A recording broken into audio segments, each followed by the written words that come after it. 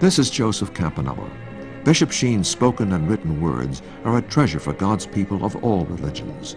The diversity of his words reflect his certainty that it is not a unity of religion that we plead for, but a unity of religious people.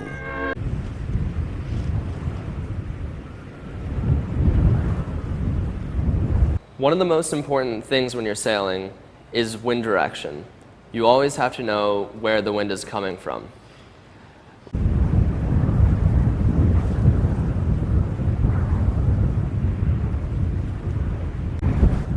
In prior videos on the Bishop Sheen playlist, we briefly discussed the sex education program that Bishop Sheen introduced into the Rochester Diocese.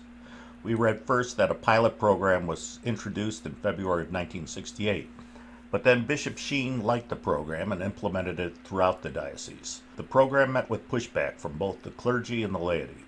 A diocese representative publicly smeared the priest as being totally incompetent to be a pastor. The diocese shamelessly called Monsignor Roche a right-winger and a John Bircher type. But the laity also sent Bishop Sheen letters making their views known. A petition was even launched asking Bishop Sheen to halt the controversial sex program. Seemingly lacking heroic virtue, Bishop Sheen only answered with a no comment to reporters who asked about the controversy. When parents were ignored by Bishop Sheen, they turned to petitioning the precursor to the USCCB. Their petition complained about an aberrant sex education program, emphasizing an excessive amount of biological material. So, how aberrant was the material in Bishop Sheen's sex education program? And that's the topic of this video, which I'm doing after hearing some horror stories from a listener who is from Rochester. As you recall, Bishop Sheen suddenly retired in Rochester only after implementing his program. Then Bishop Joseph Lloyd Hogan succeeded Bishop Sheen, and at first he didn't do much of anything about Bishop Sheen's sex education program. But the complaints about the program continued. Of course, he could have discontinued it at any time, but I get the impression that he was the type of man who didn't want to be accountable or make decisions. But presumably he was unable to ignore the controversy, so he did something that seems extraordinary to me. The diocesan newspaper, of which Bishop Sheen had earlier been the president, but then became Bishop Hogan's mouthpiece, ran a 6-part series critiquing the organization that assisted in writing the curriculum for the sex education program. Perhaps Bishop Hogan was looking for cover to pull the program. The series was written by the newspaper columnist Nancy Brown, and it centered on SECUS, the organization that assisted the diocese in developing the curriculum. The organization still exists today, and here's a screenshot of their webpage. They also have a YouTube channel, and you might want to check out their videos there. So to be clear, this is the organization which assisted in writing Bishop Sheen's sex education program. Now, I apologize for the poor quality of the reproductions of articles here, but Nancy Murphy wrote, Harriet F. Pipel, the co-founder of SICUS and legal counsel for Planned Parenthood, believes that abortion services, in addition to contraceptives, should be available to all minors without parental consent. And I just want to be clear that the series of articles criticizes SICUS but never mentions Bishop Sheen by name. But here we see that she's telling us that SICUS had ties to Planned Parenthood. Murphy also tells us that SICUS believed that free access to full and explicit sex information is the right of every person, including children. Visual aids such as films and tapes depicting sexual intercourse, masturbation techniques for women, sex between handicapped people, sex acts between same-sex consulting adults, physical interrelationships, and fun sex were recommended by SICUS. Also, please note that I've been told that Bishop Sheen's sex education program forced 10-year-old children to watch images of couples having oral sex.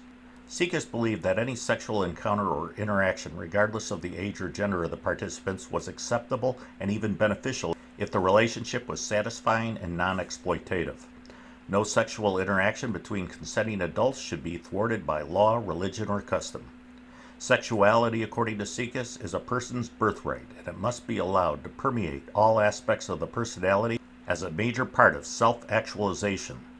The SICUS curriculum taught that masturbation, though the Catholic Church teaches that it's a mortal sin, can be beneficial to a person's health at any age and that there's no such thing as excess. SICUS believed that sex education must be taught without parental moralizing and should be taught without moral values of any kind. There were no absolutes. SICUS believed that institutional sex education was superior to home-centered sex education because of the inadequacy and evasiveness that parents display toward sex. In the next column, and all the following columns in the 6-part series, Nancy Murphy said that SIECUS was spun off from Planned Parenthood in the mid-60s. Now, the SIECUS website says that the organization was founded in 1964 by Dr. Mary S. Calderon, a medical director at Planned Parenthood Federation. I wrote an email to SIECUS for clarification, but they ignored my email. But what is certain is the organization has always stood with Planned Parenthood, and this was the organization that helped influence Bishop Sheen's sex education curriculum. Now, interestingly, it was the knowledge and belief of the people in Rochester that SIECUS assisted with the development of the sex education textbooks used in the diocese. We see here that people were asking about it, but Bishop Sheen's Chancery office denied it and claimed to have developed its curriculum independently. However, Dr. Gerald Gerino, a Rochester obstetrician, did in fact work with SIECUS on behalf of the diocese to develop the material for the Rochester Diocese. This was covered up by the fact that the textbooks named the Sex Education Committee as the publisher. According to an article by Randy Engel, Dr. Gerino served on the SIECUS-inspired and controlled ASEC Training and Standards Committee while simultaneously being chairman of the Committee on Sex Education for the Rochester Diocese. Engel says that Dr. Gerino's Rochester Committee designed the original Education and Love sex education syllabus, later picked up and then published by the Paulus Press. This program, which featured SIECUS sensitivity training techniques and explicit sexual materials, boasted an overall theology based on the heretical Dutch Catechism and a bizarre bibliography of numerous anti-life writers who received the official approbation from the Family Life Bureau. Well, I hope you enjoyed this video. I'll be back again within a week with another one. But in the meantime, please check out my Facebook page and my Twitter page. Every day I post additional content that you won't find on this YouTube channel. And also, please pray for the church. Got the Fulton blues.